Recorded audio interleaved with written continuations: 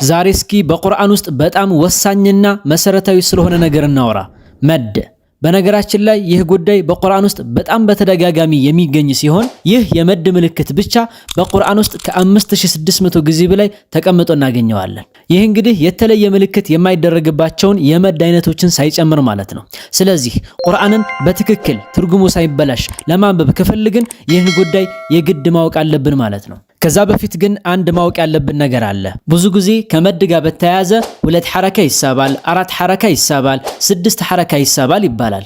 ለመሆኑ ሐረካ ማለት ምን ማለት ነው? ሐረካ ማለት አንድን ፊደል ለምን ያክል ጊዜ እንደምንስበው ወይም ደግሞ ምን ያክል ጊዜ እንደምንቆይበት የምንለካበት መለኪያ ነው። ለምሳሌ 2 ሐረካ ማለት 1 ሰከንድ ጋር እኩል ነው፣ ወይም ደግሞ 2 ፊደል በሚያስነብብ ያክል ጊዜ መቆየት ማለት ነው።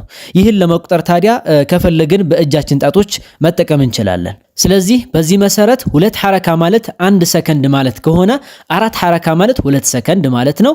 6 ሐረካ ማለት ደግሞ 3 ሰከንድ ማለት ነው። ሌላው ማወቅ ያለብን ነገር በአረበኛ እንደ መሳቢያ የሚያገለግሉ 3 ፊደላት አሉ። እነሱም አሊፍ፣ ወውና ያ ናቸው። እነዚህም ረጅም አናባቢዎች ወይም ደግሞ ሁሩፉል መድ ተብለው ይጠራሉ። አሊፍ ፊደል አ የሚል ድምጽ ሲሰጠን፣ ዋው ፊደል ደግሞ ኡ የሚል ድምጽ ይሰጠናል። ያ ፊደል ደግሞ ኢ የሚል ድምጽ ይሰጠናል። ለምሳሌ ኪታብ የሚለው ቃል ላይ አሊፍ መድ እናገኛለን። ስለዚህ ኪታብ ብለን እንስባለን። ዘቡር የሚለው ቃል ላይ ዋው መድ እናገኛለን። ስለዚህ ዘቡር ብለን እንስባለን። ሰሚዕ የሚለው ቃል ላይ ያ መድ እናገኛለን። ስለዚህ ሰሚዕ ብለን እንስባለን ማለት ነው። እዚህ ላይ ታዲያ አንዴ ብናስተውል እነዚህ 3ቱ ፊደላት አንድ የሚያመሳስላቸው ነገር አለ። እሱም ምንድነው? 3ቱም ምንም ምልክት የላቸውም። ኪታብ፣ ዘቡር፣ ሰሚዕ የሚሉት ቃላቶች ላይ አሊፍም ዋውም ያም ምንም ምልክት የላቸውም። ነገር ግን ደግሞ አንድም ያለያያቸው ነገር አለ። ከነሱ ቀድሞ ያለው ፊደል ያለው ሐረካ። ለምሳሌ ከአሊፍ ቀድሞ ያለው ሐረካ ፈትሐ ሲሆን ከዋው ቀድሞ ያለው ሐረካ ضማ ነው። ከያ ቀድሞ ያለው ሐረካ ደግሞ ከስራ ነው። ስለዚህ ምን ማለት ነው? እነዚህ ፊደላት እንደ መሳቢያ የሚያገለግሉት በዚህ መልኩ ምንም ምልክት ወይም ሐረካ ሳይኖራቸው ከነሱ ቀድሞ ያለው ፊደል ደግሞ በዚህ መልኩ ሐረካው ተቀምጦ ሲመጣ ነው። ምን ማለት ነው? ከአሊፍ ቀድሞ ፈትሐ ሲመጣ፣ ከዋው ቀድሞ ضማ ሲመጣ፣ ከያ ቀድሞ ደግሞ ከስራ ሲመጣ ብቻ ነው የመድ ፊደል የሚሆኑት ማለት ነው። ከዚህ ውጭ ከመጡ ግን የመድ ፊደል ተብለው አይጠሩም። የዛኔም ደግሞ አንስባቸውም ማለት ነው። ወደ ሐሳባችን ስንመለስ በጥቅሉ 2 አይነት የመድ አይነት አለ። አንደኛው መሰረታዊ ወይም ተፈጥሯዊ መድ ሲሆን በአረበኛ መድ ጠብዒ ተብሎ ይጠራል። ሁለተኛው ደግሞ ቅርንጫፋዊ መድ ሲሆን በአረበኛ መድ አልፈርዒ ተብሎ ይጠራል። ሁለቱንም ቀላል በሆነ መልኩ ከነምሳሌያቸው የምናይ ይሆናል። የመጀመሪያውን እንመልከት። መሰረታዊ ወይም ተፈጥሯዊ መድ መድ ጠብዒ። ይህ አይነቱ የመድ አይነት የሚፈጠረው በአጭሩ ከነዚህ ከ3ቱ የመድ ፊደላት ቀጥሎ ሐምዛ ወይም ሸዳ የሌለ ጊዜ ነው። በሌላ አገላለጽ ከነዚህ የመድ ፊደላት ቀጥሎ ሐምዛ ወይም ሸዳ ከሌለ መድ ጠብዒ ይባላል ማለት ነው። ይህ አይነቱ የመድ አይነት የሚሳበው 2 ሐረካ ብቻ ነው። ከዛ በላይ መሳብ አይፈቀድም። ለምሳሌ ቃለ፣ የቁሉ፣ ቂለ፣ ሓለ፣ የሑሉ፣ ወሒለ። እዚህ ላይ እንደምናስተውለው ከነዚህ የመድ ፊደላት ቀጥሎ ሐምዛ ወይም ሸዳ ስላልመጣ 2 ሐረካ ብቻ እንስባለን። ሌላ ምሳሌ ወረአይተ ናሰ የድኹሉነ ፊ ዲኒላሂ አፍዋጃ። እስኪ ይህን አንቀጽ ደግሞ እናንተ ሞክሩ።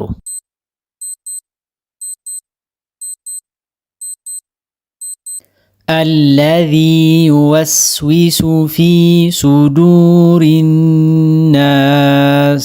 በተጨማሪም ከነዚህ ከ3ቱ ምልክቶች አንዱ ከመጣ ልክ እንደዚሁ ተመሳሳይ አነባብ ይኖረዋል። 2 ሐረካ ብቻ እንስባለን። ለምሳሌ ኪታቡ ፉሲለት فليدع ناديه سندع الزبانية حكما من أهله وحكما.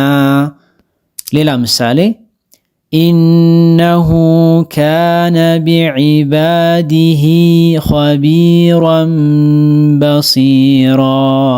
ባይሆን እነዚህ ሁለቱ ምልክቶች ላይ የምንስበው ቀጥለን የምናነብ ከሆነ ብቻ ነው።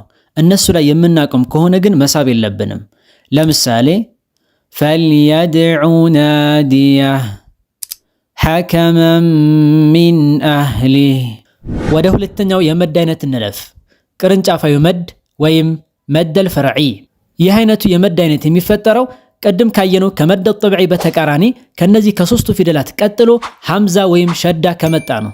ምን ማለት ነው? ከነዚህ ከሶስቱ ፊደላት ቀጥሎ ሐምዛ ወይም ሸዳ ከመጣ መደል ፈርዒ ተብሎ ይጠራል። ይህ አይነቱ የመድ አይነት ታዲያ በዚህን ጊዜ ከሁለት ሐረካ በላይ ይሳባል።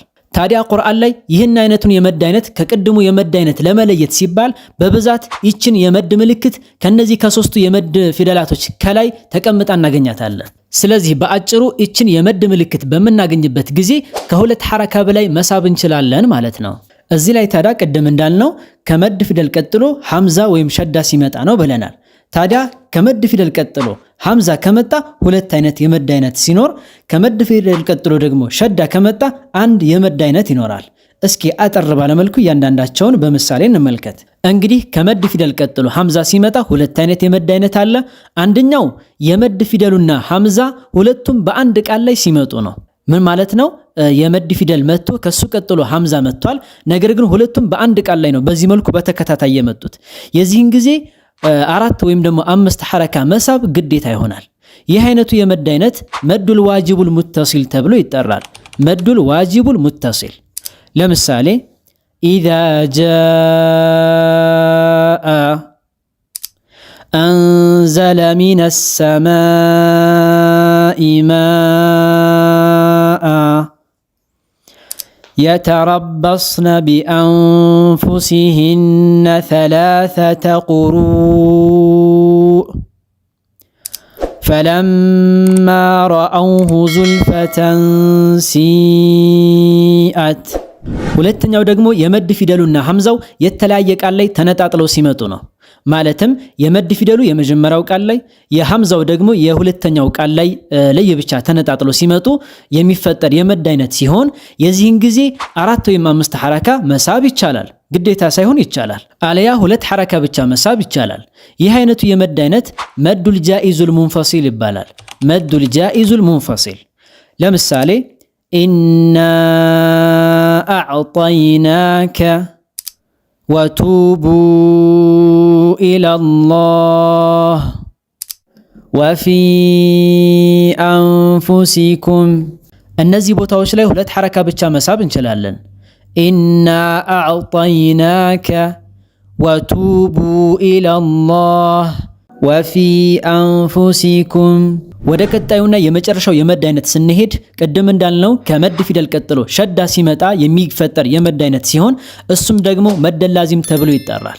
ይህ አይነቱን የመድ አይነት ስድስት ሐረካ መሳብ ግዴታ ነው። አዎ ስድስት ሐረካ መሳብ ግዴታ ነው። ለምሳሌ አልሐቀህ ወለዷሊን ወሳፋት። በተጨማሪም ከዚሁ የመድ አይነት የሚመደበው አንዳንድ የሱራ መክፈቻዎች ላይ የምናገኛቸው ፊደላት ሲሆኑ የዚች አይነት የመድ ምልክት ያገኝንባቸውን ፊደላት ልክ እንደዚሁ ስድስት ሐረካ መሳብ ይኖርብናል። ለምሳሌ አሊፍ ላም ሚም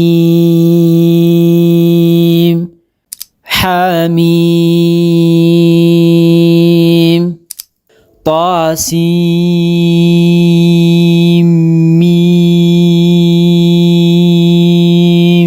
ሆኖም እነዚህ የሱራ መክፈቻ ላይ ከምናገኛቸው ፊደላት መካከል ይችን የመድ ምልክት ያላገኝንባቸውን ሁለት ሐረካ ብቻ ነው የምንስበው።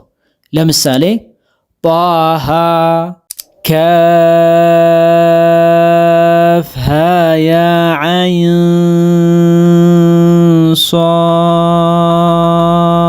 ሷድ።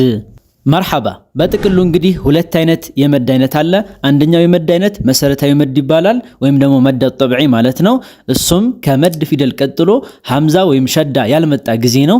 ይህ አይነቱን የመድ አይነት ሁለት ሐረካ ብቻ ነው የሚሳበው። ሁለተኛው የመድ አይነት ደግሞ ቅርንጫፋዊ መድ ተብሎ ይጠራል።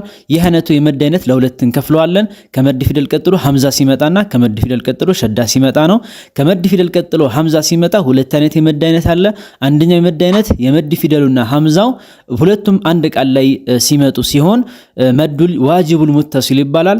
4 ወይም 5 ሐረካ መሳብ ግዴታ ነው። ሁለተኛው ደግሞ ከመድ ፊደል ቀጥሎ ሐምዛ ሲመጣ ሆኖ ነገር ግን ሁለቱም የተለያየ ቃል ላይ ተነጣጥለው ሲመጡ ነው። የዚህን ጊዜ ደግሞ መዱል ጃኢዙል ሙንፈሲል ይባላል። 4 ወይም 5 ሐረካ መሳብ ይቻላል፣ ግዴታ ግን አይደለም። ሁለተኛው ደግሞ ከመድ ፊደል ቀጥሎ ሸዳ ሲመጣ ነው። ይህ አይነቱ የመድ አይነት መዱል ላዚም ተብሎ ይጠራል። 6 ሐረካ መሳብ ግዴታ ነው ማለት ነው። እዚህ ላይ ታዲያ አንድ ማሳሰቢያ አለ። እሱ ምንድነው? ይህ የዛሬው ቪዲዮአችን እንግዲህ ለጀማሪዎች ቀላልና አጭር በሆነ መልኩ በሚገባቸው መልኩ ለማስረዳት የተዘጋጀ እንደመሆኑ መጠን ሁሉንም የተጅዊድ ወይም ደግሞ ሁሉንም የመድ አይነቶችን አላካተተም። ስለዚህ በቀጣይ በሌሎች ቪዲዮዎች ሰፋ አድርገን ዘርዘር ባለ መልኩ ሌሎችንም የመድ አይነቶችን ባካተተ መልኩ የምናይ ነው የሚሆነው።